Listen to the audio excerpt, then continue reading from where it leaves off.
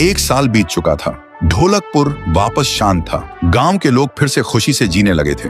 हर पूर्णिमा को लोग एक दिया जलाकर ठुन ठुन ठुन साहुर को याद करते थे। पर एक रात कुछ ऐसा हुआ जो फिर से सब कुछ बदल के रख दिया। लाशें फिर से मिलने लगी। हर 2 दिन बाद किसी न किसी के घर के सामने एक कटी हुई लाश पड़ी होती। गांव फिर से कांप उठा। एक दिन सब लोग महाराज के पास पहुंचते हैं और रो रो कर गांव की घटनाओं के बारे में बताते हैं। रात को महाराज 2 सेनापतियों से कहते हैं, जाओ और खोजो इस कांड के पीछे कौन है। लेकिन सुबह सिर्फ उनकी लाशें लौट कर आईं। एक का सिर था ही नहीं, दूसरे के पैर कट चुके थे।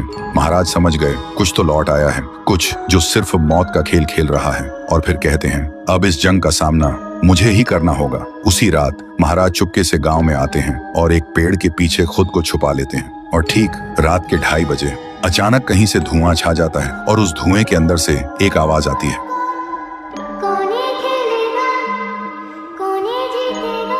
और फिर धुएं के बीच से निकलती है एक गुड़िया, गोल आंखें, एक बेजान सी मुस्कान, लेकिन चेहरा मौत का पैगाम।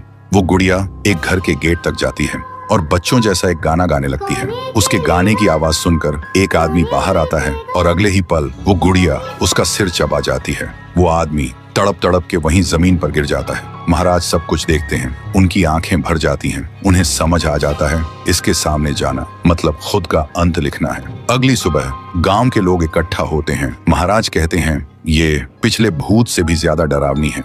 इसे सिर्फ वही हरा सकता है जो मौत को पहले ही हरा चुका है। और फिर एक पूर्णिमा की रात सब लोग दिया जलाकर पुकारते हैं, आप वापस आइए, आपके बिना ये गांव जिंदा तो है पर जीने जैसा नहीं। तभी एक आवाज गूंजती है और उसी देह की आग से एक जलता हुआ पेड़ बनने लगता है और उसी पेड़ में से ठुन ठुन ठुन साहुर निकलता है। तभी फिर से वही धुआं छा जाता है और उसके साथ ही एक आवाज।